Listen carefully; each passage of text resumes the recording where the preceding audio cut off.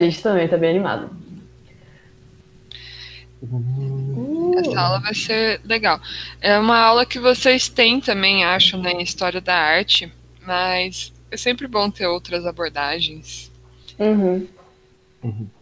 Quanto mais, melhor. É que nem, tipo, figura de linguagem. Todos os professores dão, mas de português, né? Sim. É sempre bom. E tem Pode tanta começar? coisa pra falar sobre vanguarda. Hum. Vamos lá. Vamos lá. Rock and roll. Ok. Então, gente, hoje a nossa aula vai ser sobre as vanguardas históricas. E para começar, tentando dar uma definição sobre isso, a gente chama de vanguarda os movimentos artísticos que começam a emergir, então, na Europa, nas primeiras décadas do século XX. Se vocês aproveitaram bem a aula passada, vai ser tranquilo de acompanhar essa, porque basicamente é aqui que todo esse espírito, né, que a gente vinha conversando, esse espírito da modernidade vai acabar desembocando e vai se radicalizar de alguma forma. E pode passar para outro slide já, Sophie, para o avant-garde? Vanguarda, o termo vanguarda vem de avant-garde, do francês, que significa basicamente estar à frente ou tomar a dianteira. Então é assim que a gente vai chamar essas diferentes estéticas que começam a surgir nessa época e que vão tomando a dianteira mesmo do século XX, né, no campo artístico. Vanguardista, então, carrega esse sentido de designar aquilo que traz em si essas proposições mais inovadoras, mais transgressoras, né? E muito chocantes também. Então, por esse fator do choque, às vezes isso pode ficar muito controverso, muito mal recebido no primeiro momento, se a gente pensar na crítica ou no público. Justamente por causa desse caráter transgressor. Tipo, lembrando daquele meme do Monteiro Lobato gritando pra Anitta Malfatti, isso não é arte. Eu lembro disso imediatamente. Mas, então, por causa desse choque, né, isso pode causar um espanto. Mas é justamente esse choque que as vanguardas queriam. Pensando um pouco na conversa que a gente teve na aula passada, sobre a relação da arte com a realidade, né, sobre o papel dela diante da realidade, as vanguardas elas vão subverter, então, como a gente já disse, essa lógica de mimesis, né, de uma apreensão imitativa e precisa do mundo, da natureza, e elas vão se voltar mais para as perspectivas múltiplas, para a quebra da totalidade com que a gente enxergava o mundo anteriormente, né? Essa lógica muito perfeitinha de que as partes formam um todo, que por sua vez pode ser explicado por cada uma dessas partes. Então, as vanguardas, na verdade, elas rejeitam esse caminho de tentar totalizar a experiência, né, e a forma de enxergar o mundo. Elas querem justamente tentar abolir essa totalidade e dar lugar para o que é mais fragmentário, né, para o que é descontínuo, para formas muitas vezes incompreensíveis, para abstração. E isso pensando um pouco mais nas artes plásticas, né? Mas nem por isso elas deixam de falar do que é real. Elas podem não conter referências muito explícitas a, sei lá, elementos da realidade, mas as opções que cada uma dessas estéticas faz, né, as preferências por cada forma, por tais temáticas, enfim, isso já indica a presença de um elemento de realidade nelas, do que seria esse espírito da época, né? Não sei se está ficando muito claro, de novo a gente começa nesses termos mais gerais, mas isso vai ficando, a gente vai elucidando essas questões em cada exemplo, né, de cada movimento. Então, é justamente essa falta de unidade, essa descontinuidade que vai trazer esse caráter à frente do seu tempo, né, de tomar a dianteira das vanguardas, e que pode ser extremamente chocante para o público. Essa parece que é uma das grandes intenções das vanguardas, o choque, porque seria através dele que se tornaria possível a transformação dessa realidade. Que uma realidade que, por vezes, pode ser até mais chocante do que as formas inovadoras que a gente está vendo com todos esses movimentos vanguardistas, mas que a gente às vezes não se dá conta do tanto que a gente já está acostumado, né? Aquela história de viver meio neutralizado que a gente trouxe na aula passada. Não sei se vocês lembram. Outra coisa importante, segundo o Peter Bruegger, que é um teórico da vanguarda, ele tem um livro que chama Teoria da Vanguarda, na arte vanguardista, aquilo que é o mais... vou até ler aqui a citação que eu separei. Aquilo que mais perturba a sociedade burguesa, ordenada pela racionalidade dos fins, deve transformar-se em princípio organizativo da existência. Então, elas são vanguardistas, elas tomam a frente justamente porque o princípio pelo qual elas vão se organizar é a subversão do que está para trás, né? Do que ficou para trás, do que veio antes. É aquela conversa que a gente teve sobre a tradição da ruptura, né? Que a Sofia explicou na aula anterior. Então, as vanguardas têm sim esse caráter transgressor e crítico em relação às convenções artísticas, em relação ao mundo à sua volta, ao método de produção, de validação, o que o Peter Bruegger vai chamar da instituição da arte, né? Instituição arte. Quer dizer, as formas disponíveis para criar essa arte, os motivos pelos quais elas são validadas, tipo, ou seja, consideradas ou não obras de qualidade, o modo como elas estão disponíveis para esse público, tipo, será que a arte é só o que está no museu e tal? Tudo isso seria a instituição arte, né, que as vanguardas vão criticar. Enfim, foram observações mais gerais, mas... é importante também ter em mente que, como é um comecinho, né, do século XX, e tem muita efervescência, né, nesse domínio artístico, tem muitas vanguardas que têm características muito semelhantes. E elas vão dialogando entre si, são mais ou menos contemporâneas uma das outras, de modo que às vezes a gente vê muitas obras categorizadas como mais de uma vanguarda, né? Uma coisa que parece ser cubista e tem muita influência do expressionismo, sei lá, coisas assim. Então, só para vocês perceberem que às vezes esses limites são um pouco tênues, né? Mas cada uma delas tem suas peculiaridades e que a gente vai ver agora. E acho que é isso, pode passar o slide, por favor. Aqui, então, a gente separou meio que por afinidade, né, quais vanguardas têm aspectos mais semelhantes com as outras. E são essas, né, expressionismo e fauvismo, não sei se fala fauvismo ou fauvismo, certo. Cubismo e futurismo, dadaísmo, surrealismo e pintura metafísica, e vanguardas russas e Bauhaus. E pode seguir, eu acho. Podem acrescentar também, enfim. É isso, gente. Top. Então, a gente vai começar falando sobre o expressionismo e o fauvismo, porque elas são consideradas, digamos que, as primeiras vanguardas históricas, né?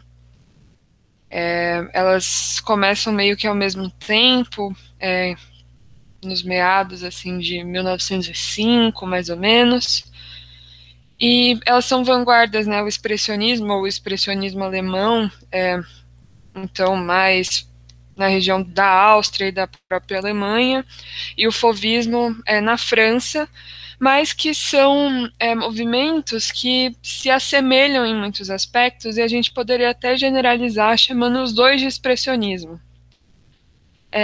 E é muito curioso que é um movimento que ele ainda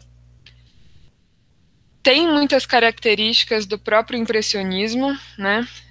Mas às vezes dentro do próprio impressionismo a gente consegue enxergar algumas quebras, isso é bem curioso.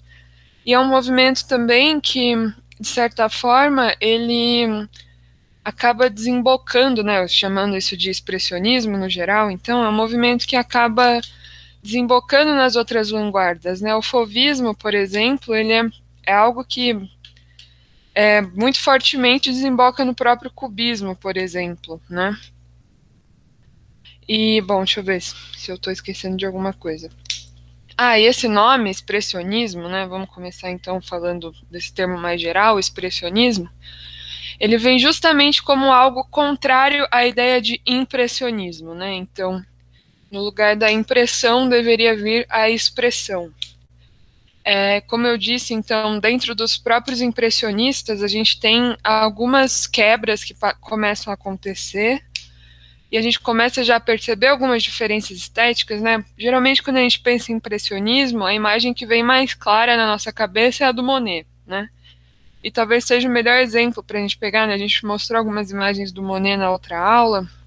Então, né, ao invés de uma imagem muito fiel da realidade, são impressões da realidade, né, no caso do Monet. Mas isso não quer dizer que a realidade não esteja em jogo o tempo inteiro e modos de tratar a realidade não estejam em jogo o tempo inteiro, né? E uma coisa que o Monet fazia muito eram estudos da luz. Ele ia no mesmo lugar várias horas do dia e pintava aquele mesmo espaço. Então a gente poderia dizer que o impressionismo tem até um certo viés um pouco cientificista às vezes, né? Muito empirista, sensorial, de usar da observação para escolher as cores, esse tipo de coisa. Mas a gente tem, então, mais no final do século XIX já, alguns exemplos de impressionistas, né, que eles não quebram completamente com essa ideia de impressionismo, que começam a criar outras expressões artísticas, né? Algumas outras nuances, vamos chamar assim, né? E aí a gente tem como exemplo, né, como está aqui no fundo da imagem, o Paul Gauguin, né? O Paul Gauguin, ele ficou muito famoso por ter feito umas missões no Tahiti, né? Ele vai para o Tahiti, vai pintar tribos e tal, é uma coisa bem voltada para o exótico, né? A arte dele. Mas é uma arte que foi muito curiosa porque ela trouxe, de certa forma, uma nova realidade. E que não era necessariamente uma nova realidade porque ele quis quebrar com procedimentos do impressionismo, mas porque ele estava em outro lugar completamente diferente daquele ambiente europeu, que tem todos aqueles esquemas que a gente já conhece e tal, né? Ele vai para tribos no Tahiti e conhece outra realidade. As pessoas têm tons de pele diferentes, as árvores são diferentes, é tudo diferente. E é lógico que a exploração das cores acaba sendo diferente por causa disso, né? Se você puder mudar de slide, a gente tem alguns exemplos que talvez fiquem mais claros para vocês desses impressionistas que rompem com essas ideias, né? E que muitas vezes eles são até confundidos com expressionistas. Isso é um problema, né? Aqui na esquerda eu coloquei um quadro do Van Gogh, que não é um daqueles mais conhecidos. Eu até tentei pegar umas imagens que não são as tão clichês, para a gente perceber alguns procedimentos diferentes, né? O Van Gogh, né, todo mundo é muito encantado pela biografia dele, mas em termos mais estéticos, ele ficou muito conhecido por trazer uns traços diferentes na sua pintura, que dão uma ideia de movimento, às vezes, e também por se utilizar de cores que não necessariamente são fidedignas ao que ele estava realmente observando, né? E esse é um exemplo bem, bem claro disso, né? Esse chão laranja, né? A cor do rosto da mulher meio acinzentado, né? E dá para perceber, né? Até por conta da própria biografia do Van Gogh, as pessoas comentam mais isso, né? De que é um ambiente, que é um espaço que parece se mudar de acordo com os sentimentos, né, do artista. Então, é isso que, por isso ele é chamado muitas vezes de precursor do expressionismo, porque é muito mais importante eu usar da minha arte para expressar algum sentimento do que só querer mostrar impressões, né?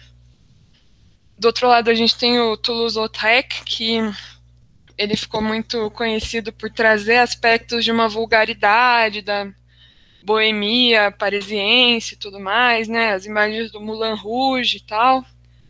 E geralmente são imagens noturnas, são imagens da noite, da boemia, mas elas têm uma luz que não condiz necessariamente à noite, né?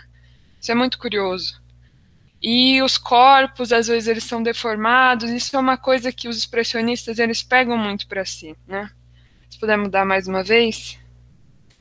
E aqui mais os dois outros exemplos que influenciam muito. Então, o Munch, né? Que também o Munch é outro que fica muito conhecido como expressionista, mas que ele vem antes, né? Então, um precursor. E aqui essa obra da esquerda, a gente chama, ela é chamada de puberdade, né? Então, a gente tem essa adolescente, enfim, né, com o corpo dela se formando e ela sendo retratada nua, e dá para perceber uma angústia na cara dela, né, um desconforto e tal. Isso é muito comum das obras do Munch, né, o Grito sendo a mais famosa, Então, aquelas figuras que você percebe a expressão do sentimento muito forte, né? Então, isso foi pego também pelos expressionistas. E, do outro lado, o Cézanne, que eu acho que meus colegas vão falar mais do Cézanne depois. Mas, só mostrando, então, mais uma vez, essa ideia do espaço. Essa sombra parece o grito, nossa, real, eu não tinha reparado nisso.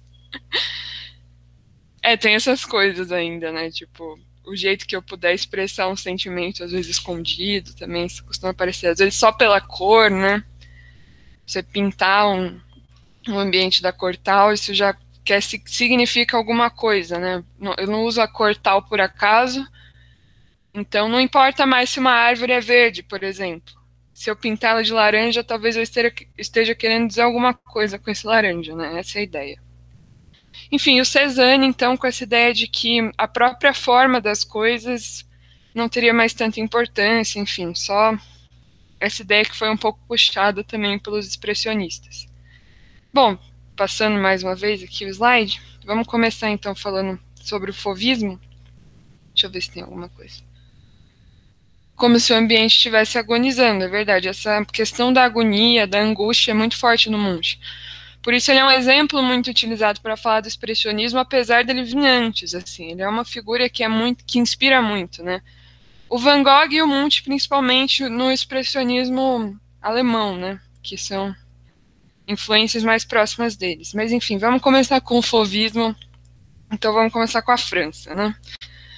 Os principais artistas do chamado fauvismo são o Henri Matisse e o André Derain, e, obviamente, franceses, né? E eles tinham, os dois, né, tinham uma admiração muito grande pela estética ou arte, né, africana.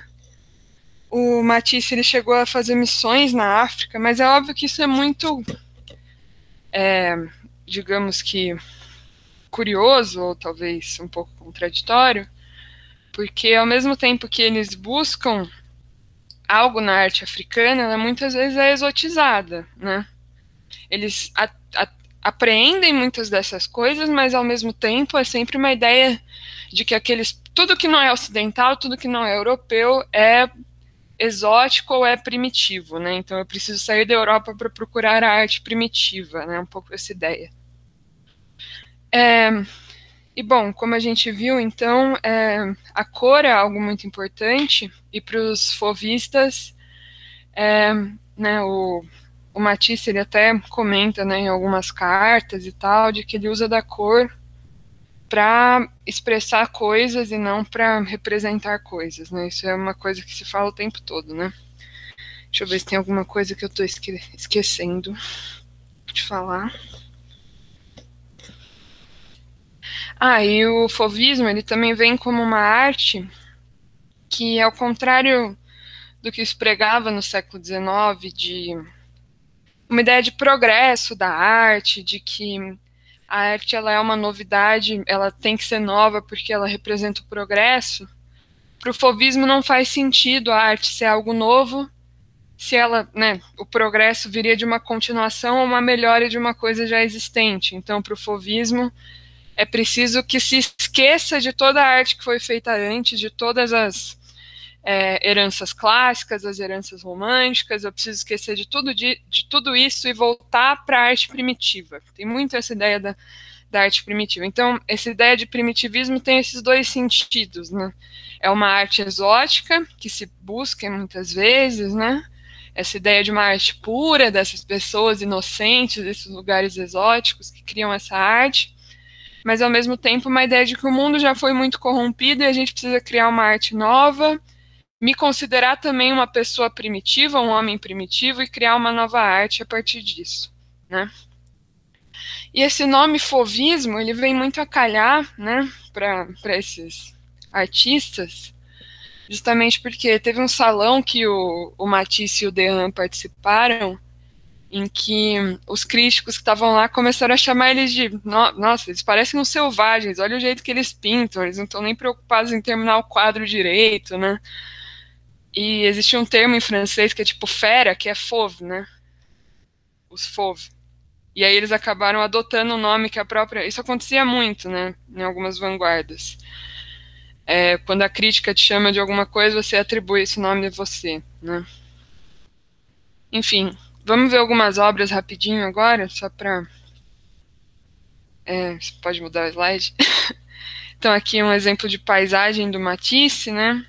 E a gente pode olhar e talvez não enxergar onde está a paisagem, a gente até consegue identificar onde é o chão, às vezes, onde estão as árvores, mas são sempre pinceladas meio, né, tentando dar essa ideia de simplicidade, de uma coisa meio originária, assim, né, e as cores sempre representando coisas diferentes, né.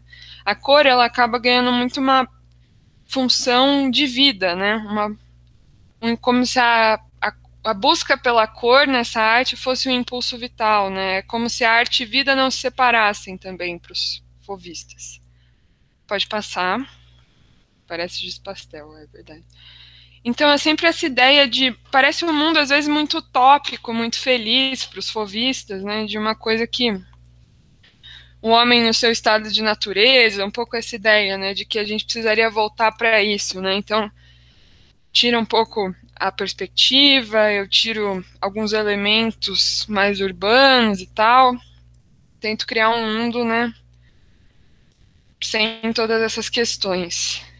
Então aqui a gente tem mais 2 exemplos bem interessantes disso.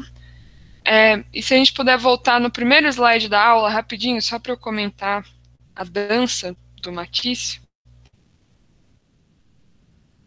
Guilherme. Está meio lento, demorou aqui para mim. Enfim.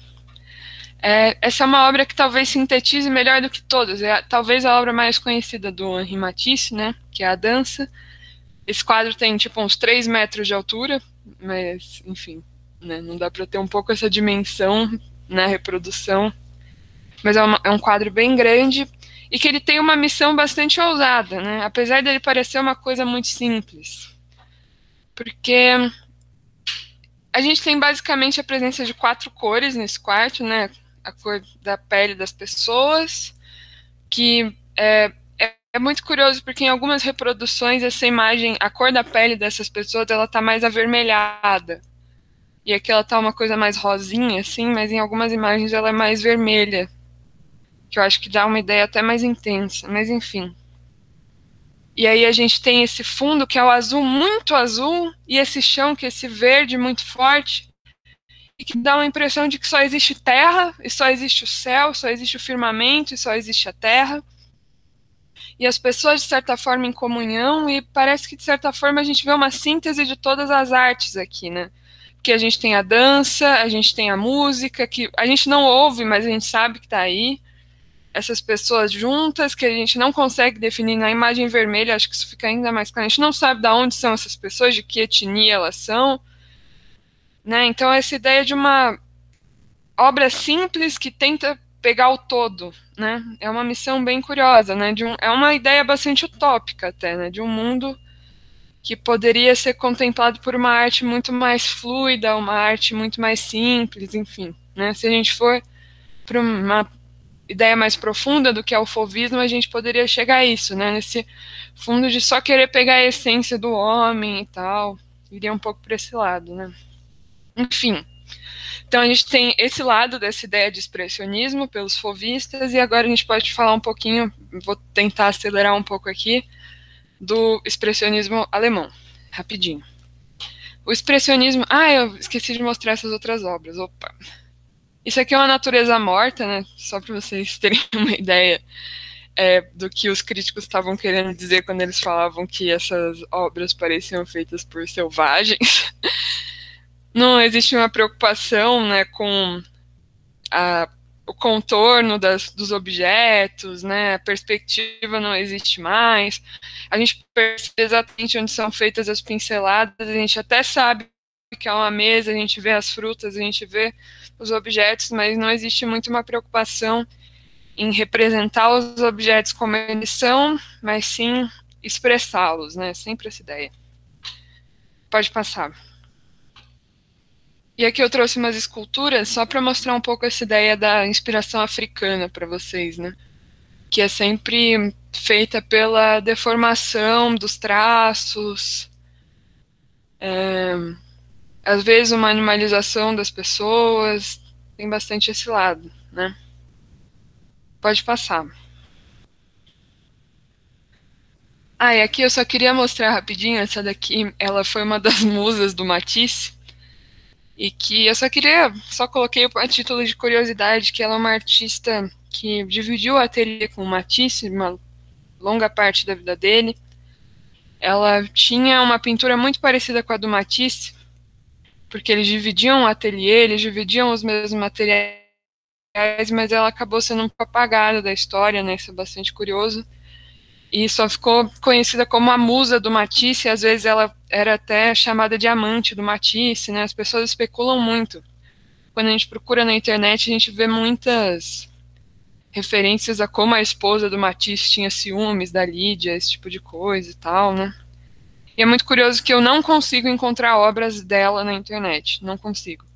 A gente consegue ver fotos dela pintando, a gente consegue ver pelas imagens dela pintando que são obras que têm uma estética muito parecida com a do Matisse, e eu trago ela justamente por isso, né, porque a gente, de certa forma, poderia chamá-la de uma artista fauvista, até por ela ter ajudado muito posando para o próprio Matisse, né, mas, enfim, eu não consegui achar na internet, é só isso que eu acho. As fotos dela, por ela ser a musa, e acho as obras do Matisse representando ela. Enfim.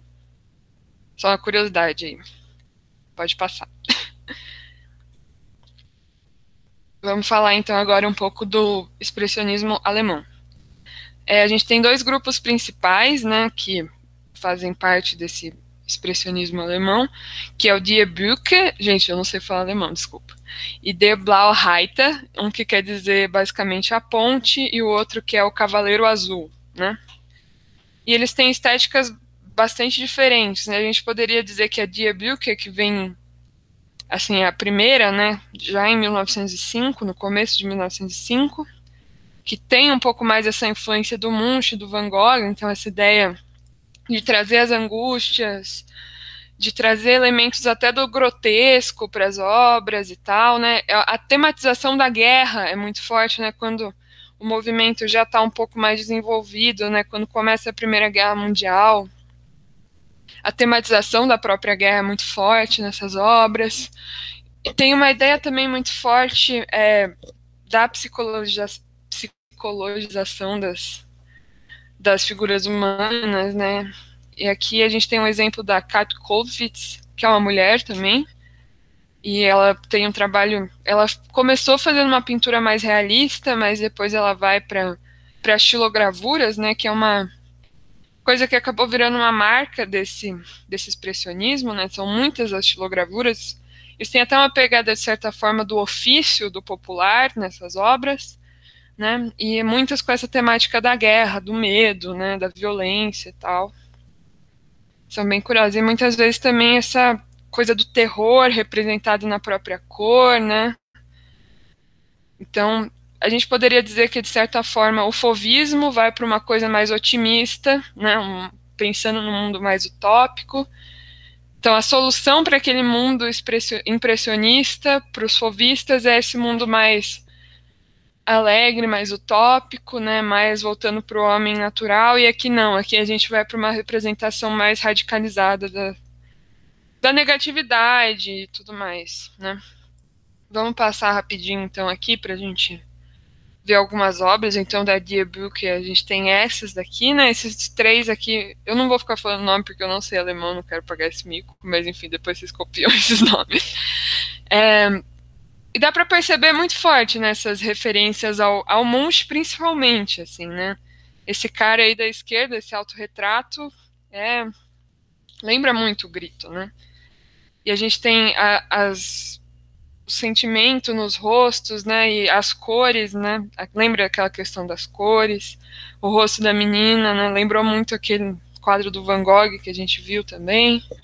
E essas casas aí, né? Uma coisa muito soturna, né? Que, inclusive, uma das coisas que o expressionismo alemão, depois eu vou mostrar dois exemplos para vocês, que é muito famoso nessa vanguarda, é o cinema mudo, né? Que começa a vir justamente com essa ideia de tratar sobre o terror, o grotesco e tudo mais, né?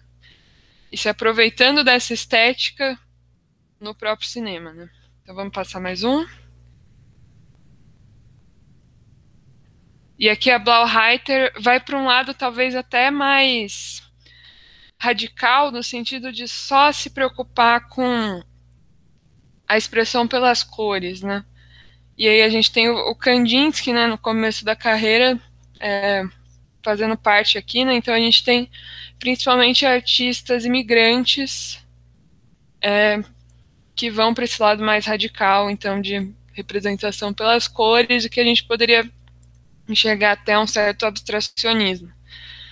Enfim, esse movimento ele influenciou muitas das vanguardas que a gente conhece, inclusive quando a gente pensa na arte da Anita Malfatti, por exemplo, né, que é conhecida como a primeira vanguardista do Brasil, vamos dizer assim.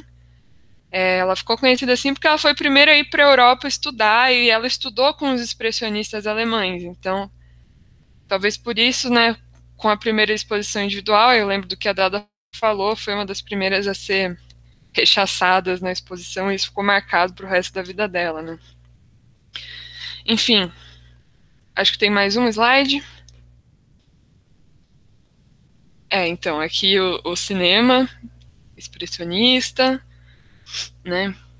Então, aqui é o gabinete do Dr. Caligari, né? Que a gente vê nessas imagens como parece, né? Aquelas casas dos outros quadros. Os góticos gostam desses filmes também, né? E é um filme que trabalha muito com a ideia do delírio mesmo, né? É um filme que tem uma história que é de terror e que no final, né, o spoiler de um filme de 1920, a gente descobre que é só um sujeito que está no manicômio, né? É bem curioso. Enfim, aí depois tem o filme do Michel Temer, que foi o que ficou mais conhecido, que é o Nosferatu. É isso, falei. É o Michel Temer, gente, não tem como.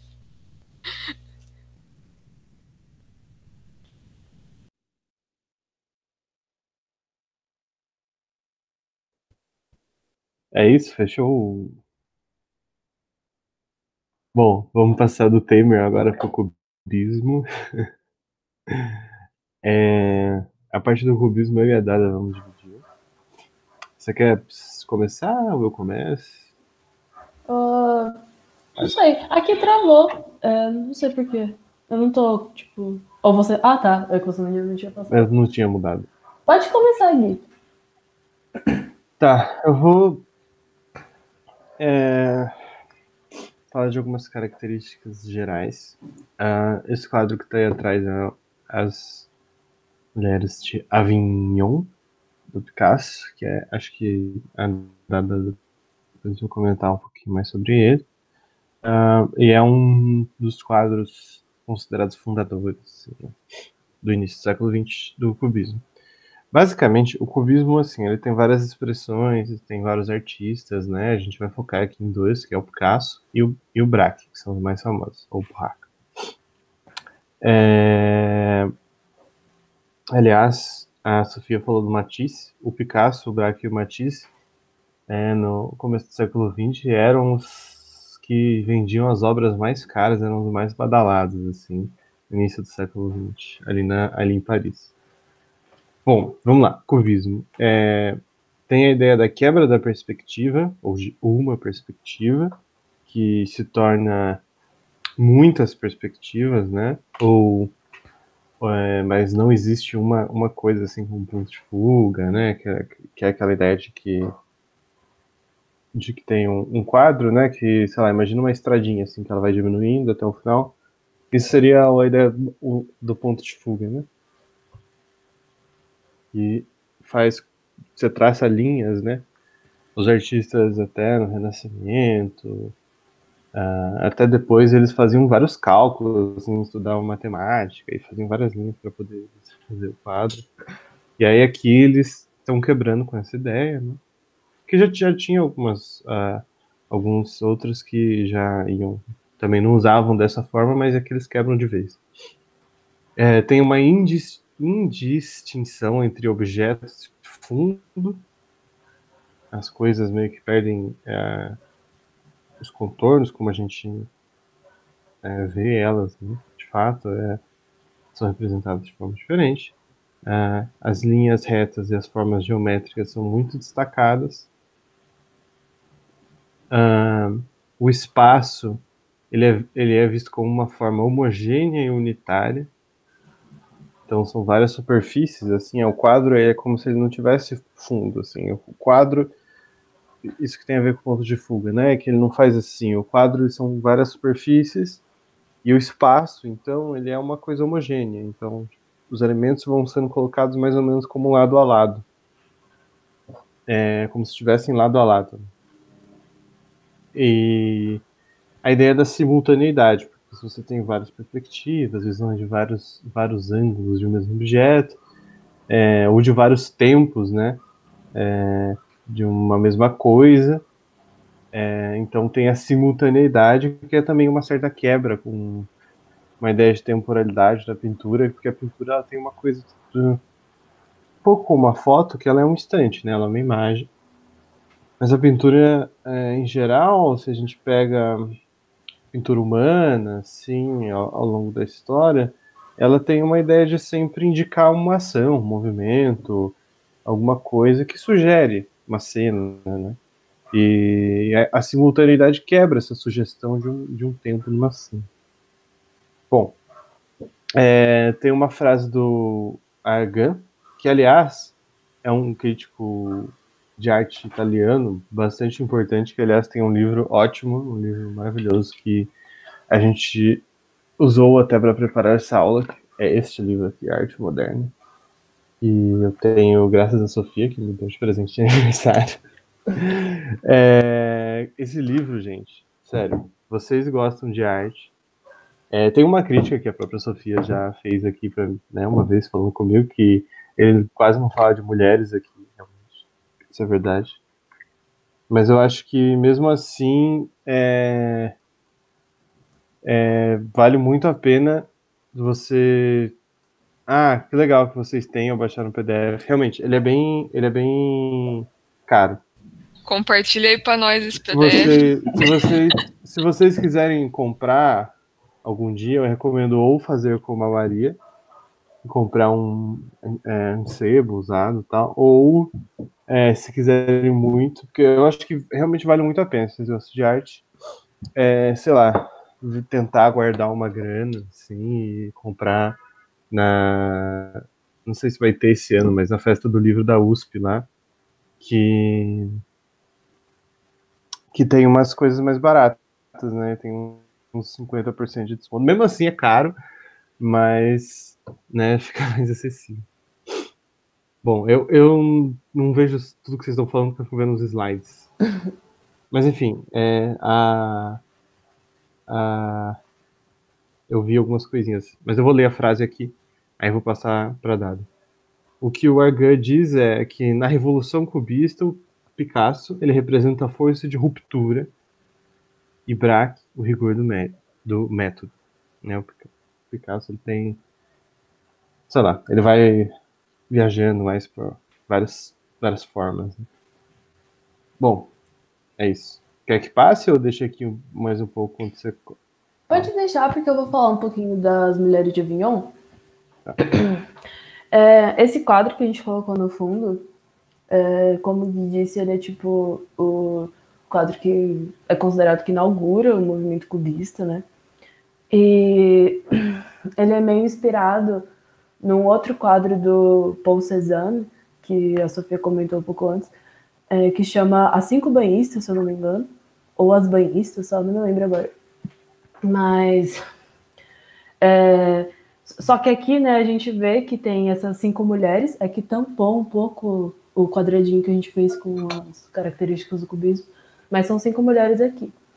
E na parte esquerda, do lado esquerdo, a gente vê 3 dessas mulheres, assim, enfim, com essas poses, né, e parece até que são prostitutas, por algumas leituras que eu fiz, e são essas representações na esquerda dessas mulheres com os rostos brancos, enfim, essas silhuetas mais ibéricas, né, não sei.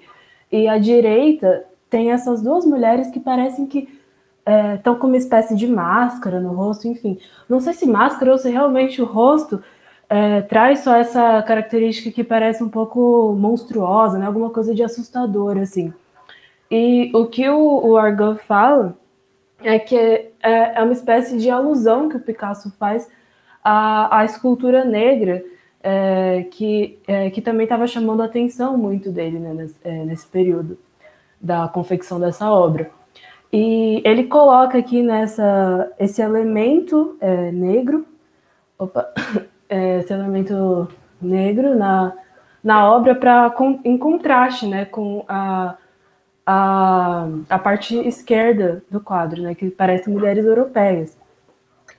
Então, uma coisa muito interessante que o Argan vai falar é que, ao inserir, né, esse elemento, o Picasso está colocando em questão na obra um elemento da realidade que é muito contraditório, né? Que ele está simbolizando essa problemática histórica, uma crise pela qual a Europa, a arte europeia, enfim, está passando, que é justamente ter que conviver e talvez não conviver, mas tipo assim, buscar e lidar com esses modelos novos, com valores que não são europeus, né, que vêm de povos bárbaros, digamos assim, e que acaba que tensiona nessa realidade e traz outros valores, traz outros pontos de vista, né?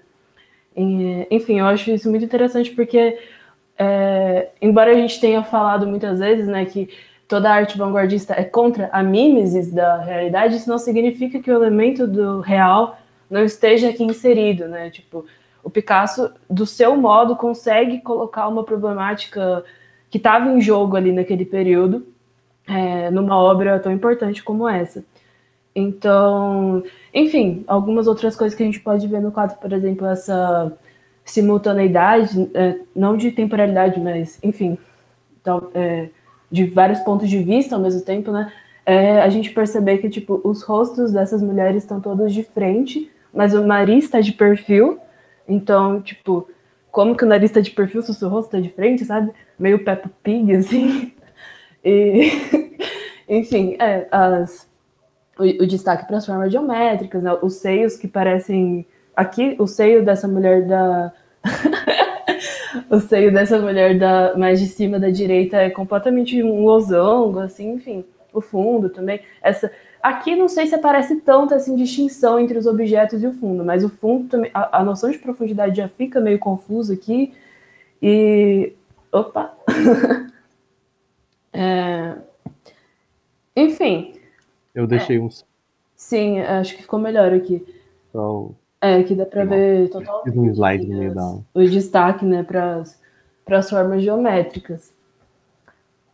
Enfim, tem algumas outras obras que a gente nem colocou aqui, na verdade, mas que vão dar muito essa noção de que o fundo e os objetos representados vão se interpenetrando, né? Como se, tipo, de um modo que vai ficando, às vezes, tão simplificado, assim, as formas que o Picasso, outros artistas cubistas vão usando, que parece que fica, tipo, uma imagem compacta, assim, tipo, uma imagem achatada, como se, tipo, você não tem mais volume, sabe? Agora é só a sobreposição dos objetos, então é bem interessante. Pode passar, se você quiser acrescentar alguma coisa. Essas Acho aqui... que é meio que... pode falar. não, deixa quieto. O que eu vou falar vai ser mais sobre o Braque, então. Sobre o geral é isso mesmo. Quer falar desse? Não sei, na verdade, pode falar, você colocou. Eu coloquei aqui porque aqui na esquerda esse quadro é do Juan Gris, que também é importante no cubismo. Tem várias pessoas assim importantes no cubismo, a gente colocou os dois mais, né?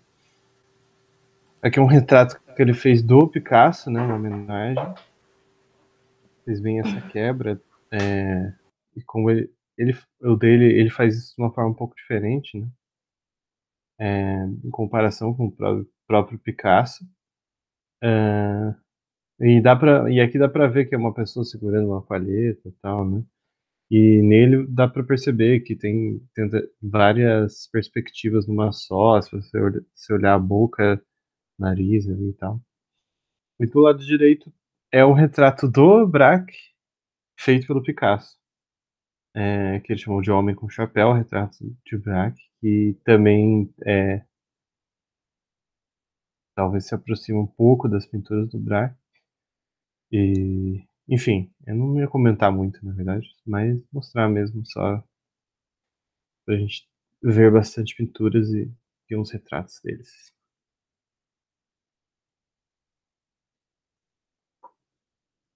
É isso, se você quiser continuar falando do Picasso. Pode passar então o slide, por favor. Então, eu coloquei Guernica aqui, né, que é bem famoso, eu acredito que a maioria de vocês já conhece esse quadro. Mas é muito representativo também, né, pra gente ter uma noção mais engajada, talvez, do Picasso, não sei. Ele está representando aqui o massacre, né, da cidade de Guernica, na Guerra Civil Espanhola, em que a Alemanha interveio, né, e meio que essa guerra meio que serviu de teste para as bombas nazistas, né, que antes, né, da Segunda Guerra Mundial, acho que isso foi em 37, acho que é só de 37, não sei. E a gente vê, tipo, várias características do cubismo aqui, né, de novo essa interpenetração dos objetos com o fundo, a gente não tem muita noção dos planos, tem muitas coisas ao mesmo tempo, e nessa confusão, né, da temática da guerra, enfim, pessoas em desespero, né, levantando as mãos para cima, essa mãe, na verdade eu falei mãe, mas eu nem sei, né, não dá para saber, mas essa figura dessa mulher carregando um bebê, uma criança morta, e lembra Pietà, né, do Michelangelo, talvez, enfim, mostrando a barbárie da guerra, né. E tem essa anedota, né, bastante conhecida de que numa exposição um representante da embaixada nazista foi ver esse quadro e perguntou pro Picasso, né, tipo, essa obra é sua, e ele disse, não, essa obra é de vocês. Então, isso fica bem evidente, assim, né, também a realidade que está inserida na sua forma muito particular e talvez muito bagunçada, mas porque a própria realidade está bagunçada completamente nesse momento na arte vanguardista, né? Acho que muitas vezes a gente está tão naturalizado, assim, tipo, tão acostumado com a barbárie mesmo, que a gente não se dá conta do que pode ter sido a guerra, né, para essas pessoas. E, enfim, essa imagem é muito forte e mostra também um pouco mais da obra mais tardia já do Picasso, mas que continua, enfim, com todas essas características que a gente falou sobre o cubismo. É isso, eu acho. Quiser acrescentar alguma coisa, Gui.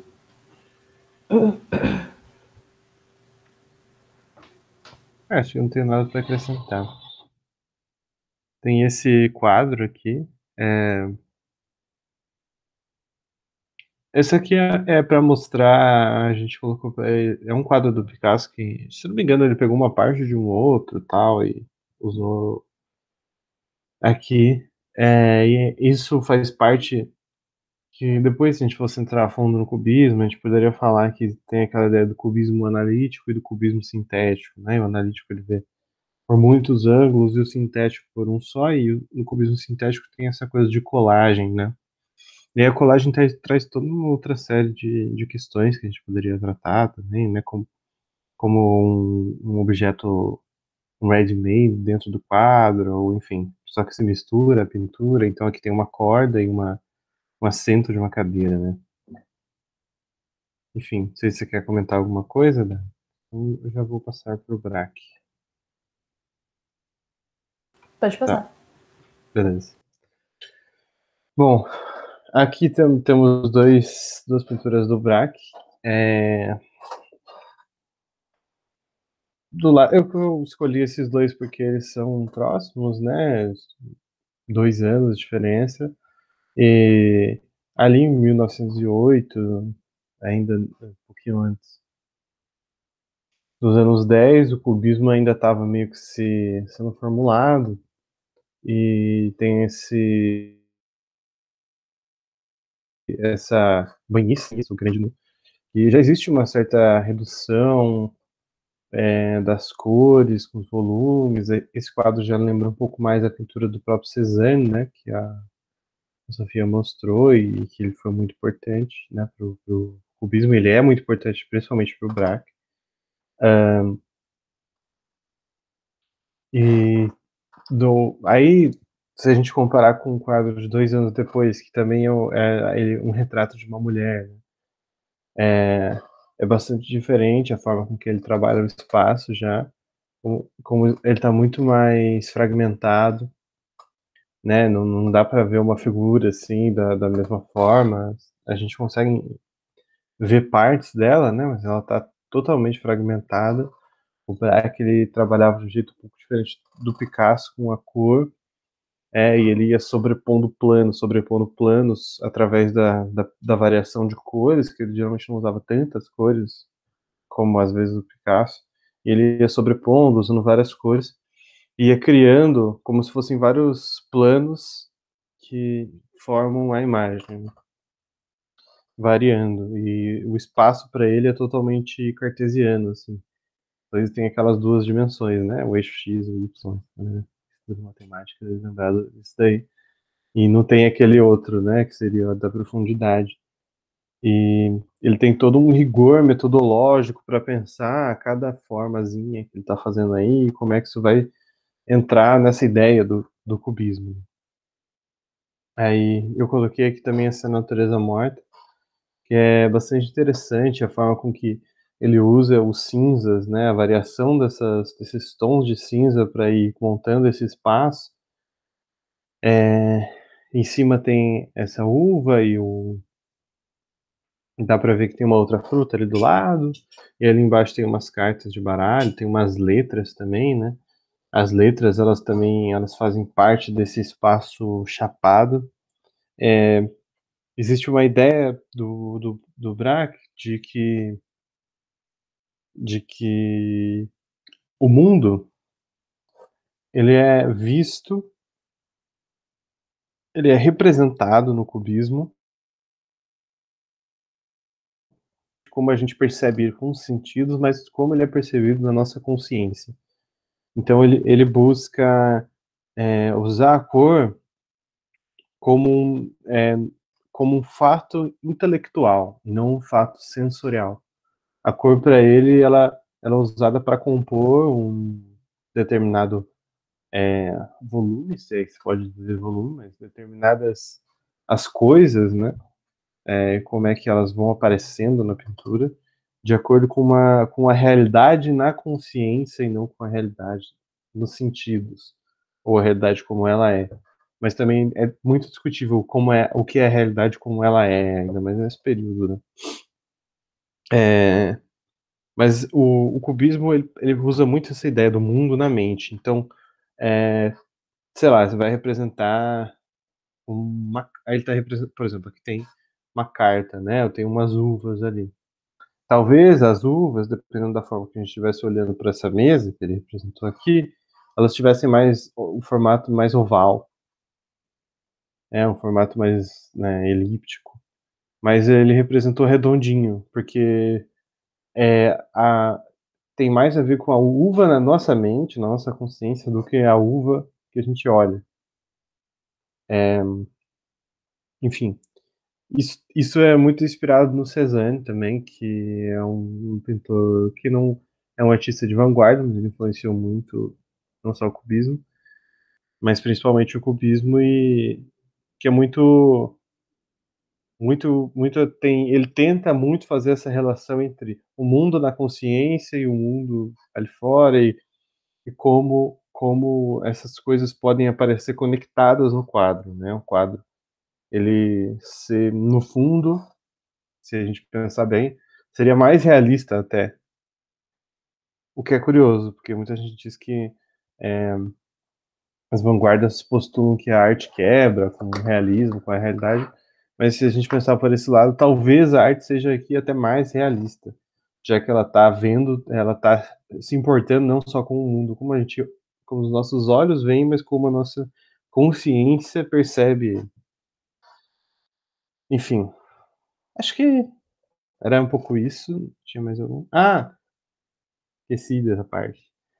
Já são 5:05. Eu não sei se eu leio. Eu vou só falar que existem algumas pontes que dá para fazer com a literatura. A gente fez muitos livros, não vou ler. Aqui tem um Guillaume Apollinaire, um poema dele, depois tem um trecho da Gertrude Stein. Dá para fazer várias pontes com a literatura, o próprio livro Ulisses, do James Joyce, que se passa num dia da vida do personagem, só que ele tem tantas influências na consciência, partes que são quase colagens e tal, que tem um sentido cubista também. Na literatura, as vanguardas elas são mais difícil, elas são, sei lá, às vezes as obras têm elementos de várias vanguardas e tal, né? Na pintura também, mas na literatura é menos definido. Mas a gente pode sim fazer várias pontes. Eu não vou ler então, vou passar aqui porque tem muita coisa ainda para falar. Agora, futurismo. Vou falar do futurismo de um jeito bem futurista aqui, tá? Bem rápido. A Rosa fez uma pergunta. Aquela arte de um labirinto mega confuso também é das vanguardas? Eu não sei exatamente no que você está falando, Eu Rosa. acho que ela tá falando do Escher. Sabe Eu o não Escher? sei. Que tem a mão desenhando uma mão, que tem aquelas coisas que não dão em nada. Aquilo tem um pouco mais a ver. Como é que chama? Tem um termo para ilusão de ótica? Trompe de l'oeil. Eu não sei falar francês. A op art tem a ver. Tem um pouco a ver com isso. Essa ideia da arte óptica, tem mais a ver. Mas pode, a gente pode pensar um pouco como surrealista também, ou se aproximando do surrealismo. Acho que esse é Que um bom ainda, exemplo né? de uma arte que pega influência de várias, né? Enfim, eu vou falar bem rápido então aqui do futurismo. O futurismo talvez seja uma das mais fáceis de entender porque ela é muito autoexplicativa, né? Ela, então, é uma vanguarda que exalta o progresso, exalta a máquina, a tecnologia, essa ideia bem da modernização da indústria crescente e tudo mais, né? Os artistas dessa época se consideram como pessoas que precisam pregar esse progresso e mostrar esse progresso o tempo todo. E eles acreditam muito nessa ideia de que existe uma nova beleza, né? Uma beleza da velocidade. Então, uma das principais questões para o futurismo é como representar a velocidade em artes estáticas. Porque quando a gente fala de literatura, eu acho que talvez em literatura trabalhar com velocidade ou na música, isso é até mais fácil, porque a gente trabalha com artes que estão no tempo, de certa forma, né? Existe um pouco essa divisão das artes temporais e das artes espaciais. E quando a gente fala de literatura, até pelo jeito que a gente escreve, né? Às vezes sem o uso de vírgulas, às vezes só com muitas, né, frases curtas, né? Tem uma coisa da parataxe, né, que é muito conhecida muito conhecido por fazer parte desse contexto das vanguardas, né? O Oswald de Andrade usava muito isso, né? O fragmento na própria linguagem que dá um pouco essa sensação de velocidade, ou as onomatopeias, né, que a gente viu com o Álvaro de Campos na última aula, né? Fica um pouco mais fácil na música e na literatura de perceber isso, mas quando a gente pensa, mas é um quadro, como eu vou trabalhar com a ideia de movimento, de velocidade dentro de uma coisa que é parada, né? Isso é uma das grandes questões. Bom, vamos passar aqui para a gente ler o Manifesto dos Futuristas, que ele é basicamente uma explicação do que era o futurismo, né? Ele foi escrito pelo Marinetti, né, que é um dos precursores desse futurismo, em 1909, né? Vou ler só alguns, tá? Para a gente passar mais rápido. nós pretendemos cantar o amor ao perigo, o hábito da energia e da intrepidez. Então tem muito também esse culto à guerra, né, no futurismo. Que inclusive isso desemboca um pouco em algumas ideias, né? Essa ideia de trabalhar sempre com o progresso, com a tecnologia, né, de querer deixar, de certa forma, o passado para trás e só pensar no futuro. São ideias que acabam, de certa forma, em conjunção com as ideias que no começo do século XX começam a se formar do nazifascismo, né? O futurismo ele acabou flertando muito fortemente com essas questões, né? Então vamos lá. E é muito interessante também a gente perceber essa linguagem do próprio manifesto, porque a maioria das vanguardas usavam da escrita do manifesto para mostrar o que era o seu grupo, né? De certa forma, fazer uma panfletagem do que eles são, e ele é muito autoexplicativo e ele é muito totalizante também, né? São sempre pontuações, a gente é a favor disso, disso, disso, e a gente é contra isso, isso, isso. É uma coisa bem objetiva e que, de certa forma, ela está dentro da própria linguagem daquela vanguarda, né? Isso é bem curioso. Porque, de certa forma, quando vem o manifesto, a vanguarda já foi formada, né? Então, o próprio manifesto de uma vanguarda, de certa forma, ele já é escrito à moda da própria vanguarda, né? Todo embebido das crenças e tal, né? Enfim. Desde então, a literatura exaltou uma imobilidade pesarosa, êxtase e sono. Nós pretendemos exaltar a ação agressiva, uma insônia febril, o progresso do corredor, o salto mortal, o soco e o tapa. Nós afirmamos que a magnificência do mundo foi enriquecida por uma nova beleza, a beleza da velocidade. Um carro de corrida cuja capota é adornada com grandes canos, como serpentes de respirações explosivas de um carro bravejante que parece correr na metralha, é mais bonito do que a vitória da Samotrace. Isso aqui, esse ponto 4, eu trouxe um poema do Álvaro de Campos que é basicamente essa mesma ideia. Depois a gente dá uma olhada. Então, nós queremos cantar hinos ao homem e à roda, né? Então, tem muito a ver com isso. É sempre o culto. É como se a tecnologia ela fosse tão alta quanto as coisas mais virtuosas que para eles são os homens. E quando a gente fala homem, é realmente o homem do sexo masculino, branco, da cidade, europeu, é bem esse homem, né? Vamos passar. Deixa eu só ver aqui que eu queria mostrar um tópico especificamente, né? Então tá, aqui a gente tem, exceto na luta, não há beleza, né? Sempre essa ideia de trabalhar com a violência, né? Então o confronto seria para os futuristas dado pela velocidade, pela violência, e é aí que está a beleza da obra de arte, né? Na agressividade, na questão... Por isso esse culto à guerra é muito forte, né? E é uma arte que se diz romper com o passado, né? Não existe mais o passado, a gente vai esquecer tudo que ficou para trás, né? E vamos só pensar no futuro, né? Então, tempo e espaço morreram ontem, nós já vivemos no absoluto porque nós criamos a velocidade eterna e onipresente, né? Então, a velocidade vira uma crença, né? Nós glorificamos a guerra, a única higiene militar, o patriotismo, o gesto de... Gente, aqui já tá fascista, tá? Desculpa, é isso aí mesmo.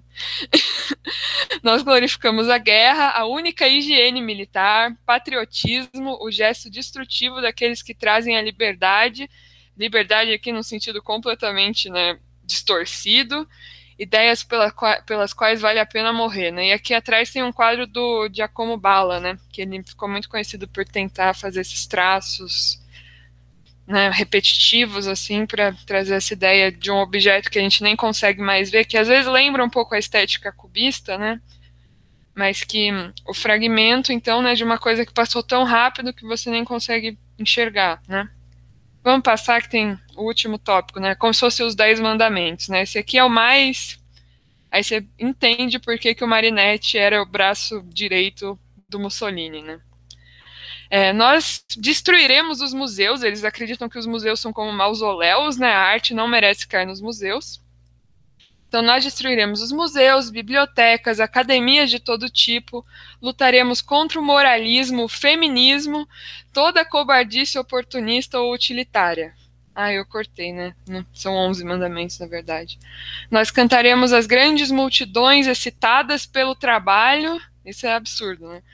Pelo prazer e pelo tumulto. Nós cantaremos a canção das marés da revolução, multicoloridas e polifônicas nas modernas capitais.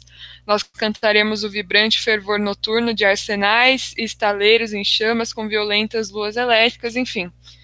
Aí vai. É muito autoexplicativo, né? O manifesto.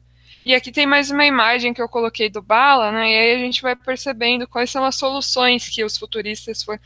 Talvez, assim, se a gente puder tirar alguma coisa interessante, né, que os futuristas fizeram, além de, tipo, falar esse monte de coisa, é essa ideia de tentar trazer a velocidade para as obras espaciais estáticas. Eles percebem que pela repetição, né, de uma mesma imagem, isso pode ser feito, né, às vezes só com uma variação pequena de movimento, né? Então esse cachorro andando rapidinho, né, o cachorro pequenininho com a perna curtinha.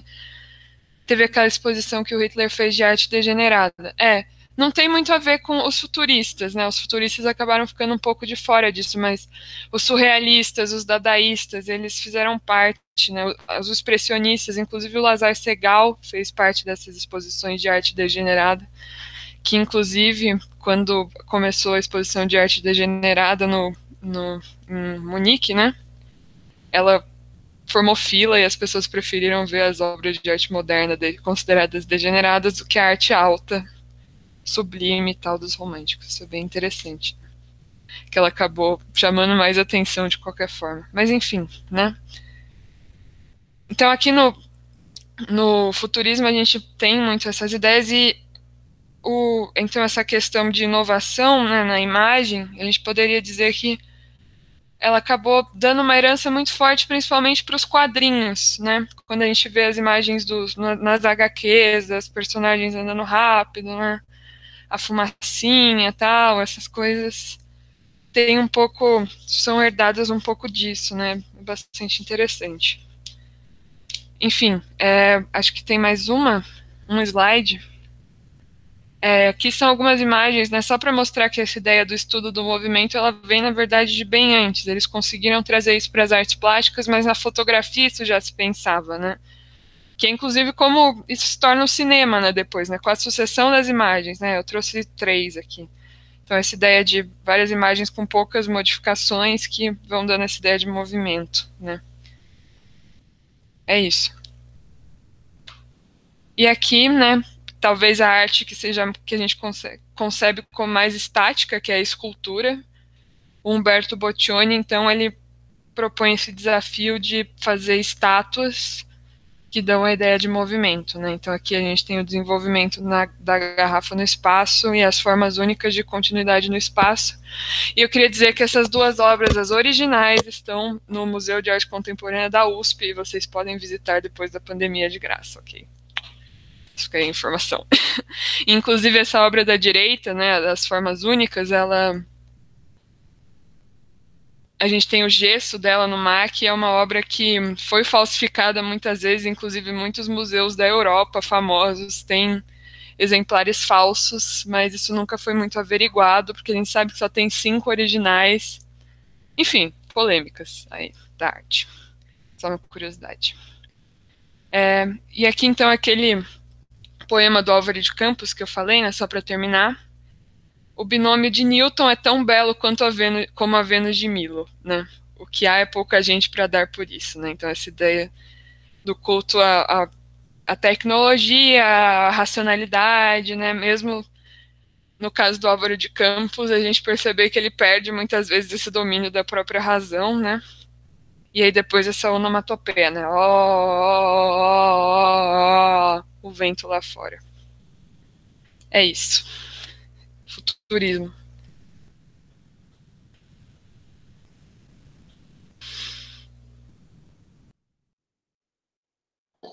A gente tá. Não vai dar tempo. Eu vou falar rapidinho da pintura metafísica, a situação italiana, como foi colocado aqui. Não é exatamente uma vanguarda, na verdade, é o contrário de uma vanguarda. Mas é interessante, porque é uma coisa pouco comentada até. Esse quadro aqui é de um artista chamado Giorgio De Chirico, que é um artista muito interessante que começou a fazer essas pinturas que depois influenciaram o surrealismo. Depois, quando a gente fala de surrealismo, vocês vão ver melhor. Mas a questão é que, nesse ímpeto todo do futurismo, a pintura metafísica italiana se põe contra isso. No caso, o De Chirico, ele se coloca, ele é um antifuturista, mas ele é também anti-vanguarda. Apesar de parecer uma obra de vanguarda, a pintura dele, de certa forma, ele é anti essa questão de se colocar à frente e tal, ele pinta isso que eles chamavam de espaço interior, que é uma obra que tem um espaço outro, né? Uma paisagem interior. Ele pintou várias praças, assim, praças vazias, que eles chamavam de praças italianas, né? E é uma arte da pura negatividade, é uma arte que nega o mundo totalmente, nega as expressões humanas até, para se refugiar nessas paisagens interiores. Então eu trouxe algumas aqui, Praça da Itália, 1913, esses espaços amplos, né, com essas cores, e, e dá uma sensação meio solitária, né, olhar para essas. E às vezes tem formas bastante geométricas, algumas esculturas, né, lembrando essa ideia clássica. Mais um aqui. E a obra dele é sempre muito enigmática, né? Até esse daqui se chama Enigma da Chegada e da Tarde. O Argan diz até que é uma espécie de esfinge que olha pra gente, né? Aquela figura enigmática da Grécia Antiga. E que a gente tenta extrair um sentido dessa paisagem, mas que ela transmite uma solidão grande.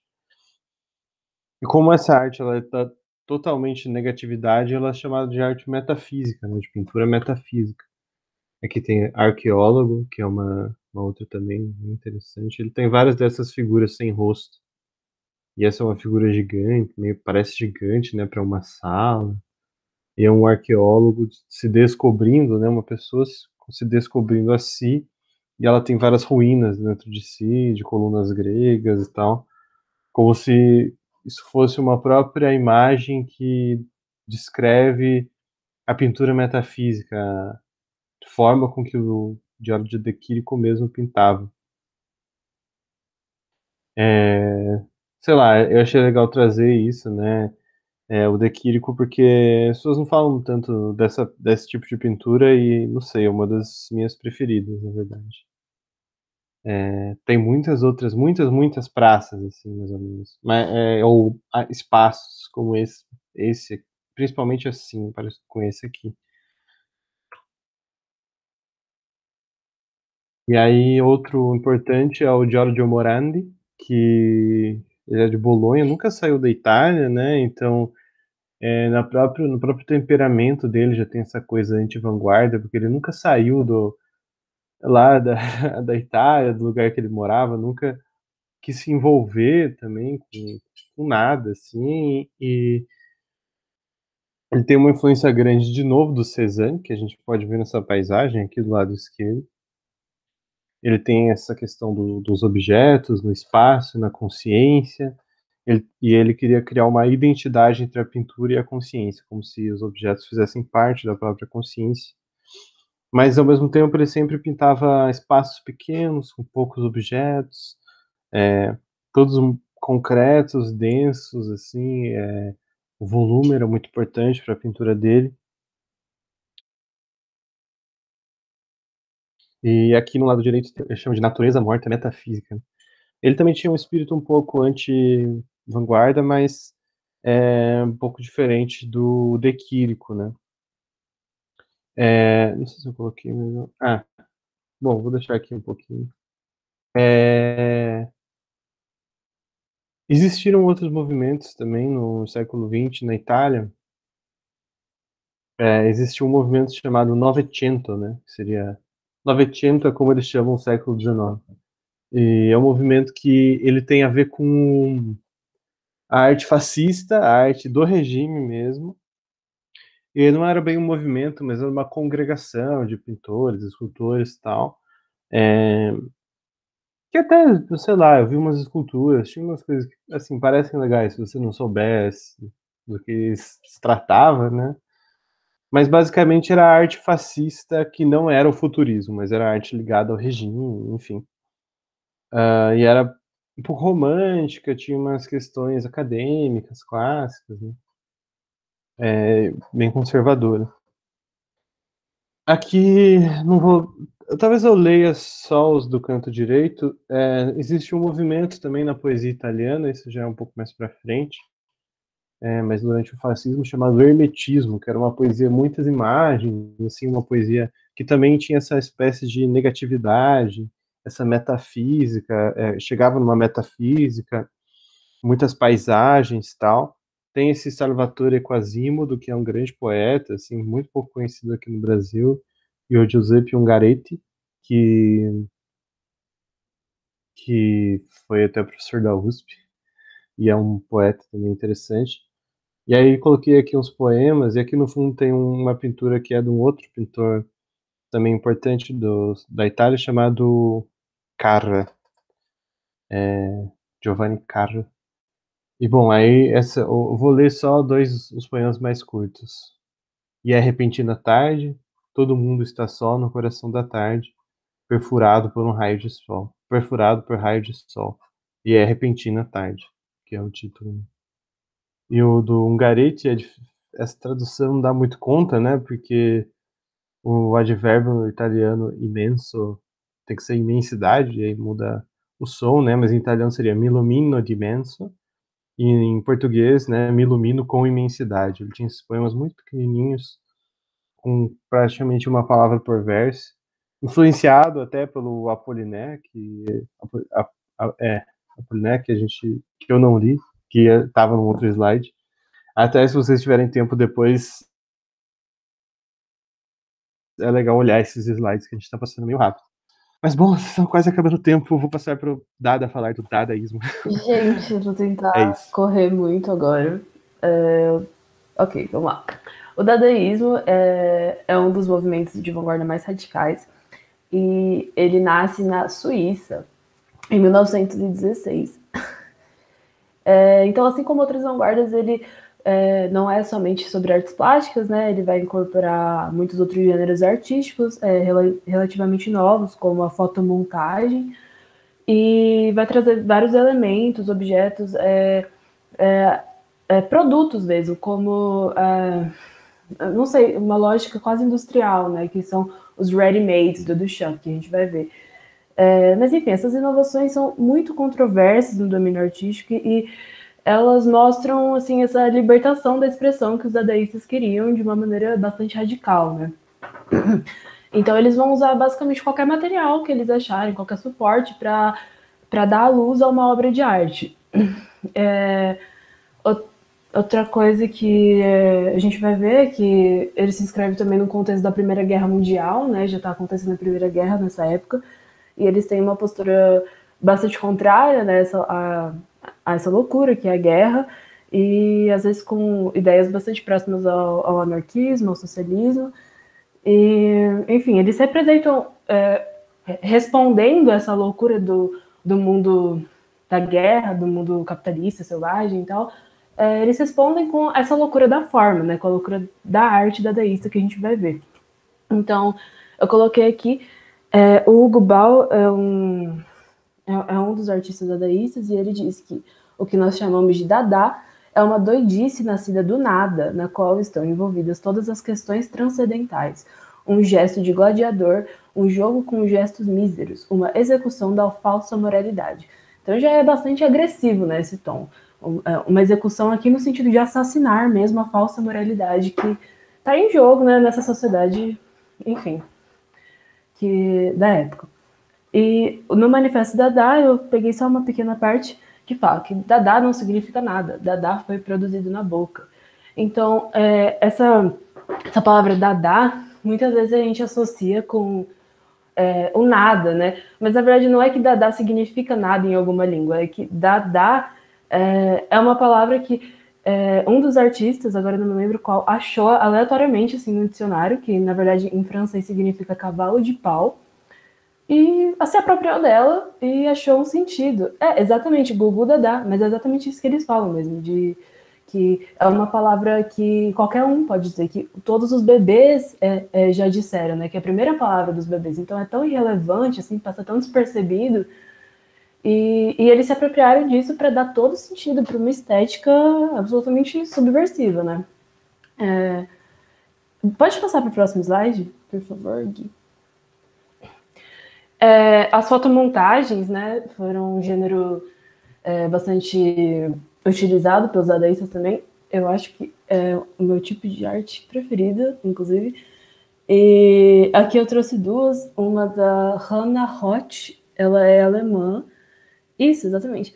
E eu não sei exatamente como pronunciar o nome dela, inclusive, mas, enfim, eu acho que é isso. E o nome dessa colagem, dessa fotomontagem, chama From Above, ou seja, de cima, né, para traduzir assim. E traz essa temática também da guerra, né, tipo, tem esse canhão apontado para uma cidade, e na linha do horizonte aqui, duas figuras que parecem representar um corpo, mas totalmente fragmentado, também são as pernas e a cabeça, e eles estão meio que rindo, mas, enfim, uma imagem bastante confusa, né, que traz esse tom ainda bastante agressivo, bastante de tomada de frente mesmo, né, bastante vanguardista, para usar esse nome, do dadaísmo, né, que é bastante contrário à guerra. Inclusive, parece que tem uma espécie de inseto nesse canhão, né, que está sendo apontado, não sei se eu tô louca, mas parece uma barata, sei lá. Então, como se ele estivesse comandando essa guerra, né. Enfim, daqui do outro lado, eu trouxe ela é irmã do Marcel Duchamp, a Suzanne Duchamp, e eu adorei muito essa colagem, porque ela resume bastante, né, das intenções do dadaísmo, né, que tem essa torre, né, que parece, não sei se é a Torre Eiffel, enfim, mas é uma torre que está literalmente invertida, e esses círculos, no fundo, que parecem representar os astros mesmo, né, do céu, e parece que a gente tem tipo uma janela no chão, enfim, é uma cidade de cabeça para baixo, basicamente. E essas frases, né, em francês que a gente está vendo, elas estão em uma ordem também invertida, né? A gente começa a ler da direita para a esquerda, les astres s'éteindraient, que os astros vão se apagar, e daí a partir dessa palavra s'éteindrait, les ballons, vai subindo assim de cima para baixo, les ballons s'envoleraient, os balões vão voar, e daí daqui para baixo de novo, l'échafaudage croulerait. Tá quase apagado o croulerait porque tá se confundindo com as cores de baixo, mas isso significa os andaimes vão desmoronar. E por final, et la glace se briserait, que e os vidros vão se quebrar. Então, basicamente, a autodestruição, a destruição completa da cidade, enfim, representada aqui nessa colagem, absolutamente incrível, eu adorei. Enfim, pode passar para o próximo, só para terminar com o Marcel Duchamp, que é muito importante. Esses são os ready-mades do Marcel Duchamp, que eu estava falando de pegar objetos dessa lógica mercadológica mesmo, enfim, talvez não mercadológica, mas do dia a dia, né, objetos com funções que não tem nada a ver com a arte, e chamar de arte, né, isso que o Marcel Duchamp vai fazer, numa espécie de crítica mesmo à instituição arte que a gente estava falando no começo, que a crítica é justamente essa, tipo, ele pega um urinol e chama de fonte, e só pela assinatura dele, isso se torna uma peça, uma obra de arte, né, uma peça que é aclamada até os dias de hoje. Então, o que ele queria era apontar, né, tipo, a incoerência, né, só porque uma obra está sendo assinada por um grande artista quer dizer que ela é uma grande obra, quer dizer que é uma obra de qualidade, e de alguma forma isso é muito irônico, porque ele acaba se inserindo nessa lógica também ao fazer essa crítica, né, porque é o que aconteceu com ele, né, essas obras são completamente aclamadas hoje em dia, mas enfim, é inegável que isso é uma grande transgressão, né? Essa do outro lado se chama Roda de Bicicleta. E, enfim, é isso. Essa é a obra dele. Obras que ele vai alterar ligeiramente, né? Aqui na fonte ele vai pegar o urinol e colocar inverter, para chamar de fonte. E na Roda de Bicicleta ele também só inverte a posição e é isso. Chama de obra de arte. E, enfim, aqui tem muita intenção do dadaísmo de questionar, né? De provocar mesmo. É uma arte muito provocativa. Enfim, eu tinha muita coisa para falar, gente. Dadaísmo é incrível, por favor. Se vocês tiverem interesse, pesquisem mais sobre. Eu amei muito pesquisar essas coisas para essa aula. Mas eu vou parar por aqui. Já são 5h35, não sei como que a gente vai fazer agora. Ainda tinha bastante coisa pra gente falar. Enfim, conversem comigo. Eu tenho uma ideia. Como essa é a nossa última aula e não dá pra gente passar para a próxima semana, a gente pode fazer o seguinte: parar de gravar agora, e aí